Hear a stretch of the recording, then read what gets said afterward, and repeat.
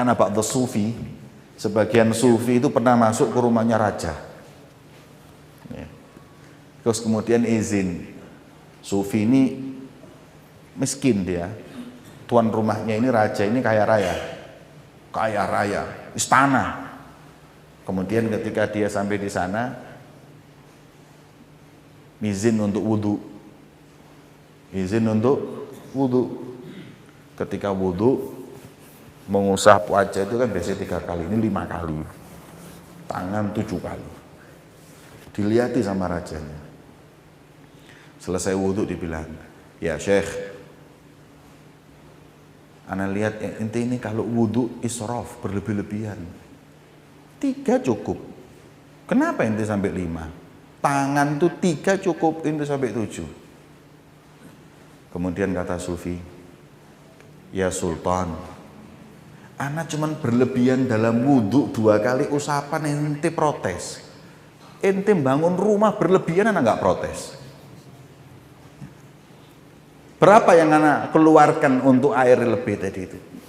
Nggak ada nilainya. Ente protes ana berlebihan waktu mau wudhu untuk ibadah. Sekarang ente bangun istana, ini nggak perlu ini semua. Rumah ente cukup, 1 kecil cukup. Ente lebih juga ana nggak protes. Sekarang ente wudhu, ente protes ana. Langsung rajanya diem, akhot, langsung iktibar. Mengambil, ya betul ya. Padahal ya rumah itu cukup loh segini. Kok bangun segitu besarnya buat apa ya? Baru mengambil pelajaran. Ya. Kemudian warafdhuka laha ikhtiyaron. Kamu itu kalau menolak dunia, jangan menolak yang kepepet, menolak yang pilihan. Jadi kalau kalian itu nggak mau dunia, upayakan nggak mau dunianya itu pilihan, bukan terpaksa. Kayak kita ini sekarang ini kan ekonominya pas-pasan. Pas-pasannya ini memang bukan kita milih pas-pasan, memang nasibnya pas-pasan. Ya. Kalau kita itu mungkin dikasih pilihan, nggak mungkin kita pilih yang seperti ini, kita minta yang lebih. Makanya itu miskin itu dibagi 2. Ada miskin ikhtiaron, seperti Nabi itu miskinnya ikhtiaron, miskin yang pilihan. Memang Rasulullah minta miskin. Ada yang miskinnya ittiraron, miskin kepepet. Miskin memang bukan milih, cuman memang nasibnya segitu. Lah ini yang kayak kita-kita ini. Kalau Nabi itu mau kaya gampang. Orang didoakan kaya-kaya kok sama Rasulullah, apalagi Nabi. Nabi miskinnya adalah miskin yang memang beliau pilih. Karena miskin syiarul anbiya. Itu ikonnya, kebanggaannya para Nabi itu justru kemiskinan.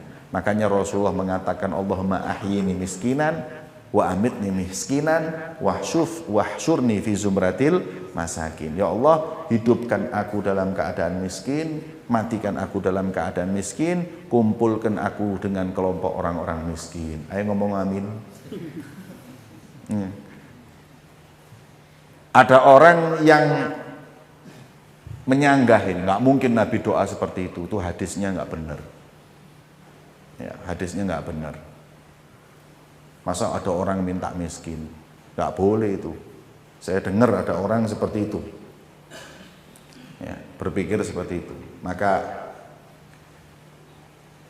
saya jawab, pertama hadis ini sahih. Dan kalau hadis sahih Anda nggak bisa menentang hanya dengan akal. Kalau Anda menentang karena riwayat beda atau ada di sanadnya yang dhaif ataupun yang lain, monggo silahkan. Tapi kalau Anda katakan bahwa hadis ini nggak masuk akal, saya sampaikan akalmu nggak nutut. Orang minta miskin itu boleh-boleh aja. Karena miskin itu dikatakan oleh Rasulullah bahwa ketika Rasulullah itu Isra Mi'raj lihat surga dan neraka. Di neraka dilihat wa aktsaru ahluha an-nisa. Perempuan paling banyak penghuninya. Kenapa? Ya karena perempuan itu jarang pakai akal, pakai perasaan, akhirnya lam tashkuril halil, nggak terima kasih sama suami, nggak ini, itulah yang membuat kadang-kadang mereka buka aurat, nggak malu dan lain-lainnya. Itu sebab mereka menjadi penghuni neraka terbanyak. Terus kemudian Rasulullah ke surga. Ketika Rasulullah ke surga, wa ra'aitu aktsar ahliha al-fuqara. Yang paling banyak penghuni surga itu orang miskin. Satu. Jadi untuk masuk surga itu miskin lebih banyak. Yang kedua, orang miskin itu kata Sayyidina Ali halaluha hisab wa haramuha iqab. Harta itu halalnya itu loh memperpanjang hisab, apalagi haramnya. Maka masuk di akal kalau orang itu miskin, hisabnya nggak lama. Hisabnya nggak lama. Rasulullah itu miskin bukan berarti Rasulullah itu nggak kerja. Beliau punya uang banyak, uangnya diberikan kemana-mana. Wong Rasulullah pernah punya satu ghanimah, waktu itu mendapatkan satu bukit isinya itu hewan ternak. Dibagikan oleh Rasulullah satu hari habis. Karena memang Rasulullah milih miskin, milih nggak membawa apa-apa. Jadi kalau dikatakan Rasulullah itu minta miskin itu hadisnya nggak benar, Anda yang nggak benar, Anda yang nggak paham. Rasulullah mau kaya bisa, uang datang, tapi Rasulullah membagikan. Bukan Rasulullah itu nggak punya, rizkinya itu pas-pasan atau nggak kerja, tidak. Rasulullah punya, cuman yang diperlukan dia pakai, yang nggak diperlukan dibagikan untuk umat Islam. Ya. Kemudian yang ketiga, memang ada yang mengartikan dalam hadis Allahumma ahyini miskinan wa amitni miskinan. Miskin di sini itu bukan miskin uang. Miskin di sini dari kalimat maskanah itu yaitu sakinah. Orang yang sukun, orang yang tenang, hidupnya itu yang sakinah.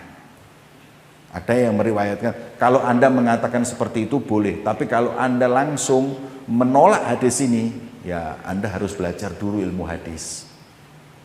Hadis itu kalau sudah sahih nggak bisa ditolak. Hadis ulama itu mengatakan hadis dhaif sama akal itu loh masih lebih afdol hadis dhaif. Sebab hadis dhaif ini ada benernya, bisa jadi bener. Karena rubba kadzibin yasduq. Ada orang ini suka bohong. Anggap fulan ini suka bohong. Ceritanya gorotok. Dari 100 yang dia ceritakan apa semua 100 bohong? Pasti ada 2-3 yang bener. Makanya itu hadis yang dhaif pun masih lebih afdol daripada kita pakai akal. Maka daripada itu dikatakan di sini tadi warafduka laha ikhtiaran, jadilah kau orang yang menolak dunia itu bukan terpaksa tapi kau pilih gitu. Kemudian wakan Hatim al-Asom beliau berkata, barang siapa yang keluar dari rumahnya jenazah, jadi di rumahnya ada yang meninggal, terus jenazah itu dibawa keluar dari rumahnya, walam ya'tabir laha, dan nggak ngambil pelajaran dari hal ini, lam yanfa'hu ilmun, maka ilmu juga nggak akan manfaat buat dia, hikmah nggak manfaat, mau'idhah juga nggak manfaat. Karena Rasulullah bersabda kafabil mauti wa'idhon, cukup mau'idhah yang paling mengena itu kematian. Lah kalau di rumahnya sudah ada yang meninggal, jenazah dimandikan di rumahnya, terus jenazah itu dikeluarkan masuk kuburan, dia masih tidak mengambil pelajaran tentang dunia, ya sudah, buat apa ilmu? Buat apa hikmah? Buat apa mau'idhah? Kelihatan kematian aja dia nggak sedikit pun nggak bergeming, nggak menambah cinta kepada akhirat, nggak berkurang cintanya kepada dunia. Ya sudah, yang seperti itu sudah tidak ada harapan. Kemudian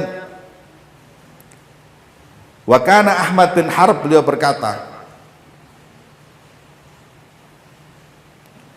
ini bumi heran, lihat seseorang yang meletakkan tangan kakinya di bumi, menginjak bumi ini,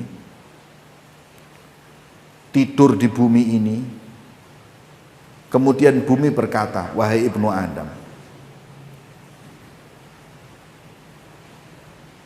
lima lam tadhkur tula balak fiyya bila firash, kenapa wahai kau anak Adam tidak mengingat bahwa engkau ini sekarang tinggal di punggungku.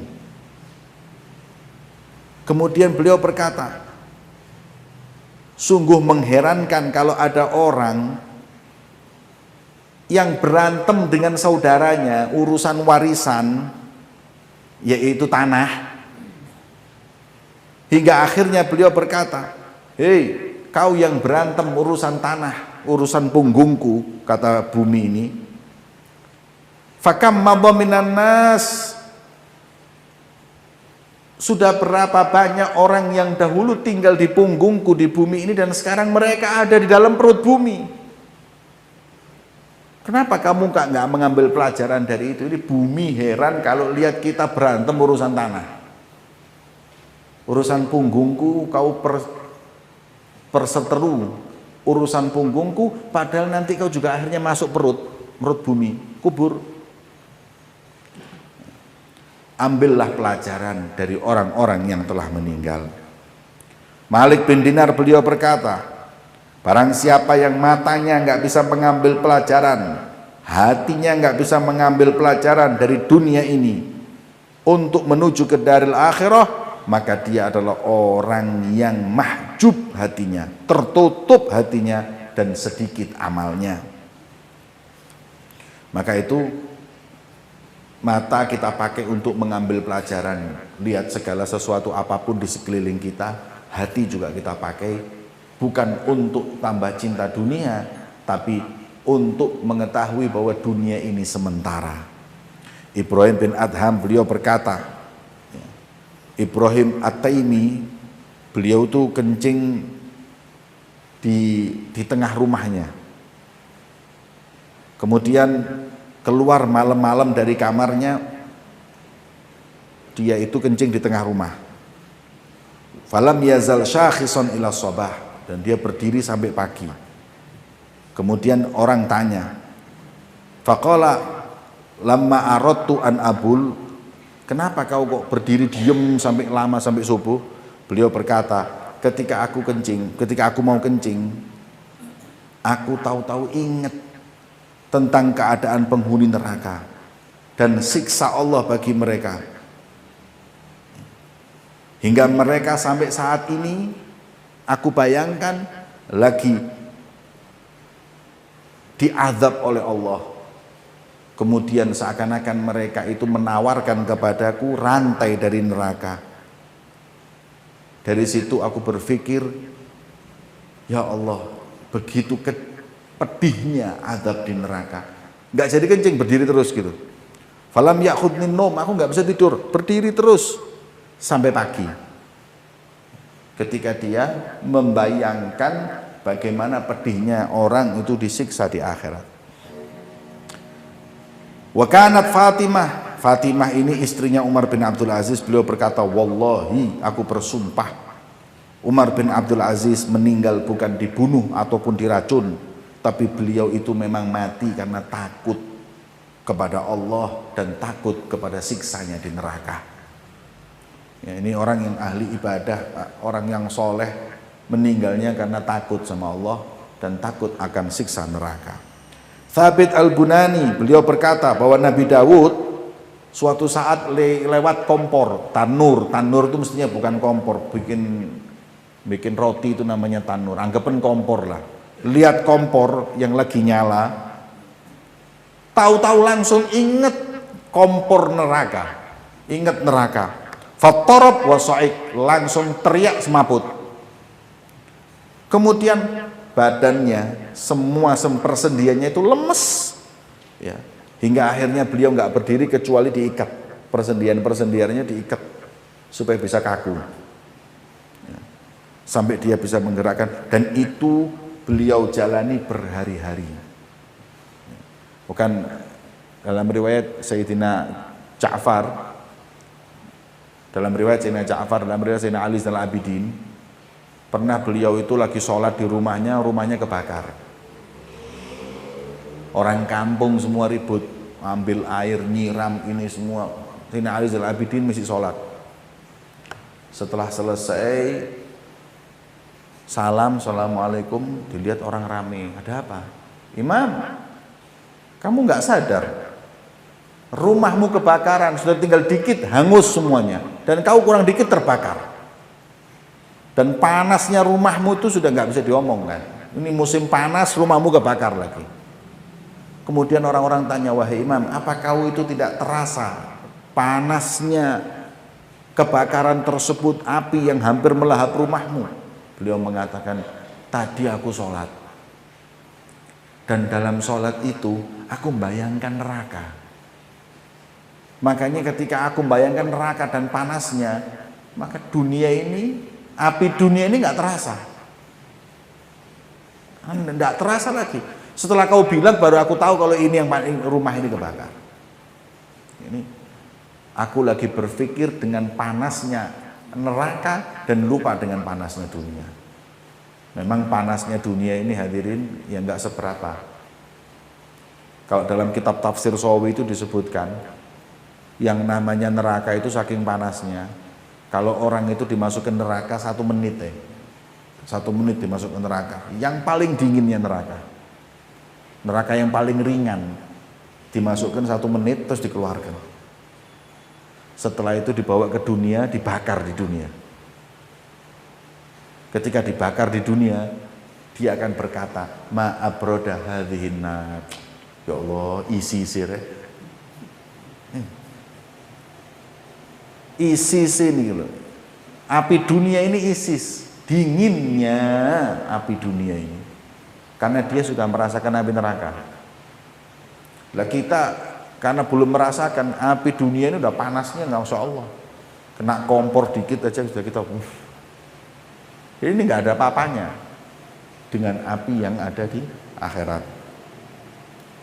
Kemudian wa kana yaqul fi ayyamil har, dan Nabi Dawud pernah berkata di waktu musim panas, Ilahi ya Allah, aku nggak kuat dengan panasnya mataharimu ini, maka mana mungkin aku kuat dengan panasnya api nerakamu ya Allah. Ini hujan. Wa kana Yazid bin Murthid, beliau senantiasa menangis. Kemudian ditanya, apa yang membuatmu menangis? Beliau mengatakan, kalau Allah mengizinkan untuk aku masuk ke air panas ketika aku bermaksiat kepadanya, lakana yahikli an abkidam, maka aku lebih pantas untuk menangis. Anak ini kalau maksiat terus sama Allah disiksa, dimasukkan ke air panas saja, itu sudah membuat aku tersiksa dan aku menangis. Apalagi dengan api ada akhirat nanti. Makanya semestinya aku nangis, air mata ini kurang kalau memikirkan neraka. Mestinya aku harus menangis dengan air mata darah.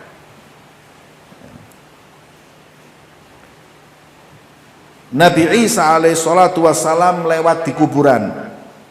Kemudian beliau mendengar seakan-akan ada seruan yang mengatakan kepada Nabi Isa, wahai Isa, berapa banyak badan yang sehat, wajahnya yang berseri-seri, lisannya yang fasih, dan saat ini di kuburan lagi teriak kesakitan karena siksa. Ini di kuburan ini ada seruan seperti itu. Orang yang di dunia ini kelihatannya enak, nikmat, saat ini di kuburan lagi teriak. Belum di akhirat, di kuburan lagi disiksa. Ya. Maka menangislah beliau, Nabi Isa. Wa kana Ahmad bin Harb yaqul ma ra'aitu askhaf min ukulina. Kata beliau, enggak aku lihat satu hal yang lebih hina dari akal kita. Kenapa? Nu'thirul dhil ala syams wala nu'thirul jannah ala nar. Kita ini kalau jalan, matahari itu pas panas, kita langsung ke minggir, cari apa? Cari naungan. Karena kita ini nggak mau kena panas, kita pakai payung. Nggak mau kena panas, kita cari jalan yang ada bayangan yang supaya kita itu nggak kepanasan. Kamu yang cuman panasnya matahari, mencari naungan agar nggak kena matahari, bagaimana dengan panasnya neraka Allah? Kenapa kamu itu nggak mencari naungan dengan amal soleh untuk mencari surga? Kita ini kena panas atau jalan panas itu langsung minggir. Kenapa? Takut panas. Lah kenapa panas akhirat ini nggak kita pikirkan? Gimana naungannya? Yaitu amal-amal yang soleh. Fa'lam dzalik ya akhi. Kata Imam Sya'rani, sudah cukup. Beritanya para kaum solihin ini cukup. Ambillah pelajaran darinya. Waj'al nadharak lil wujud ibrah. Jadikanlah semua yang kau lihat di sekelilingmu ini pelajaran. Walhamdulillahirabbil alamin, dan alhamdulillahirabbil alamin. Itu para hadirin, kita diajarkan oleh para salaf kita untuk seperti itu. Ya. Mencari kabar. Ya, makanya kadang-kadang kita ini sering baca manakibnya solihin, ya kan? Ada acara manakibnya Syekh Abdul Qadir Jailani, ya. Syekh Abdul Qadir Jailani itu kan ada manakibnya, kita baca setiap setiap minggu, atau kita baca manakib haul, manakibnya solihin. Masya Allah, itu pelajaran buat kita agar kita jalan seperti mereka. Cuman kapan-kapan antum kalau punya waktu, bacaan manakibnya Fir'aun, Korun, itu dibaca, ambil pelajaran. Kurang apa mereka ini? Araftu syarra lali syarrin. Kata ulama, walakin litawakki. Aku belajar keburukan bukan untuk berbuat buruk, cuman supaya hati-hati. Kita ambil manakib orang-orang sebelum kita yang numpuk hartanya terus hilang. Ada orang min ahlil khair, dia punya tempat, jadi tempat TPQ, dan ribuan anak-anak yang belajar di situ. Ribuan hadirin belajar di situ. Masya Allah, saya lihatnya iri lihatnya. Siapa bisa beramal kayak gitu? Jadi banyak orang dari tempat itu bisa baca Quran. Itu kalau dihitung-hitung investasi akhirat nggak ada duanya itu hadirin. Kemudian meninggal. Ketika meninggal dunia, yang antum perlu tahu, keluarganya ini mulai dilihat tempat ini membawa manfaat, lebih baik dijual. Padahal ini barang sudah diwakafkan, cuman hanya wakaf lisan, belum ke notaris. Maka keluarganya pun akhirnya menuntut untuk mengambil tanah tersebut. Diambil. Ini keluarganya datang ke saya, Habib, gimana ini hukumnya? Yang satu bilang jual, yang satu bilang tidak dari keluarga. Yang tidak mengatakan ini wakaf, nggak boleh, cuman hanya pakai lisan. Cuman yang satu mengatakan jual, karena wakaf pakai lisan itu nggak sah, harusnya pakai notaris. Saya sampaikan wakafnya sah dengan lisan, walaupun tanpa notaris. Kemudian, oh nggak bisa, kita ada di negeri yang ada hukum. Ya. Akhirnya saya bilang gini loh, kalau saya jadi anaknya kayak sampean, walaupun nggak mewakafkan, saya wakafkan dengan atas nama orang tua. Kenapa? Karena siapa yang nggak kepingin punya amal soleh yang seperti itu terus, amal jariah yang terus mengalir? Siapa yang nggak kepingin? Omong punya omong, rapat tukaran, terakhir saya dapat kabar dijual. TPQ-nya dibubarkan. Tapi orang banyak yang tahu itu wakaf, orang muslim nggak ada yang beli. Akhirnya dibeli orang non muslim, dibuat hotel. Ketika sudah dibuat hotel, ya sudah, tidak perlu saya ceritakan. Hotel kalau syariah masih mending, ini hotel nggak syariah. Jadi anak muda-muda kalau datang ke situ dengan bawa pasangannya berzina di situ. Ini tadinya tempat Quran loh. Ini kita ambil pelajaran. Lihat, subhanallah. Ini orang kalau sudah urusan dunia gelap, nggak lagi berpikir ini bapaknya loh, ini bukan orang lain, ini bapaknya. Nggak mikir, sudah urusan dunia, buta. Ini kalau saya berpikir, ya Allah, eman, ini investasi yang nggak ada duanya itu. Qurannya itu sampai inden, mau masuk itu kalau inden tahun depan, saking fullnya. Tapi kalau sudah gelap dunia hatinya, ya sudah, tidak lihat itu buai atau enggak. Saya bayangkan nangisnya orang yang dalam kubur itu gimana. Kan Habib Umar pernah cerita, orang di kubur ini hadirin berharap amal-amal soleh dari dirinya sendiri maupun dari keluarganya. Karena Pak Abdul Solihin itu pernah lewat di kuburan terus baca Fatihah. Hadratil Fatihah, nuhdi thawab untuk mereka ahli kuburan. Kan adat kita kalau lewat kuburan kan baca Fatihah. Kemudian dia pulang sampai rumah tidur mimpi ketika dia tadi lewat di kuburan ngirim Fatihah, orang ahli kubur ini rebutan dengan Fatihah itu. Rebutan. Fatihah 1 direbut orang kuburan. Kok subhanallah beliau lihat ada satu orang yang lagi duduk di atas kuburannya, lihat orang-orang rebutan mesem-mesem. Ditanyai, ente kok nggak ikut berebut Fatihah yang saya kirim? Jawaban orang itu, aku gak paten mbek Fatihahmu. Muswarek mbek Fatihahmu. Akhirnya dia bangun dari tidur bingung. Tanya dia, kuburan ini kuburannya siapa ya? Dia ingat sebelah sini kuburannya. Didatangi kuburannya, ini kuburannya siapa? Fulan bin Fulan. Mana keluarganya Fulan bin Fulan? Dia bilang nggak ada, dia cuma punya anak satu laki-laki hafidhul Quran. Itu aja, satu anak hafidhul Quran. Dia kerja di pasar. Kata dia, ya khair, anak mau datang. Didatangi. Assalamualaikum, ente Fulan bin Fulan, apa ente dikubur? Iya, meninggal, betul. Masya Allah. Apa amalan ente? Nggak ada, anak cuma diperintahkan oleh Abah Hana dulu menghafalkan Quran. Alhamdulillah anak sekarang hafal Quran. Dan setiap hari kalau apabila saya ngadepin langganan, saya jual beli, tapi ketika mereka nggak ada saya duduk baca Quran dan saya hadiahkan pahalanya buat bapak saya yang dikubur. Makanya nggak paten mbek Fatihahmu ibu mah.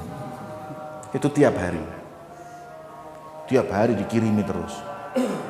Kemudian setelah berapa tahun kemudian orang ini lewat kuburan tadi itu.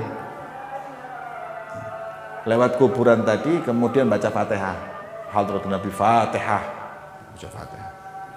Sampai rumah tidur mimpi. Mimpi dia ngirim Fatihah, rebutan orang ahli kubur dan juga orang tua yang tadi nggak ikut rebutan, yang nggak paten sekarang ikut rebutan. Ajib kan? Akhirnya dia setelah bangun dari tidur bilang, ini anak ini mungkin sudah nggak lagi kirim Fatihah buat orang tuanya, atau nggak ngirim ayat tadi itu, atau nggak ngirim surat-surat yang dia hafal atau Quran tadi. Saya akan datangi, saya ingatkan. Akhirnya didatangi ke pasar. Assalamualaikum, salam.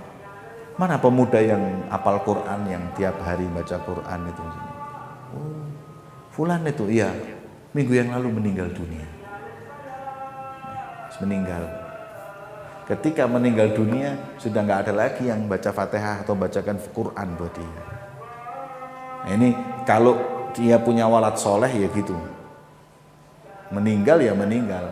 Tapi coba kalau punya madrasah tahfidzul Quran, kan terus itu jalan. Coba kalau punya sumur untuk minum, ya, ataupun kitab yang dia baca itu terus akan nyampe di kuburannya. Maka itu ambillah pelajaran dari cerita ini semua. Apa bekal kita untuk kelak nanti kita dikubur. Ambil pelajaran dengan apa yang kita lihat di dunia agar kita bisa beramal untuk akhirat. Amin ya.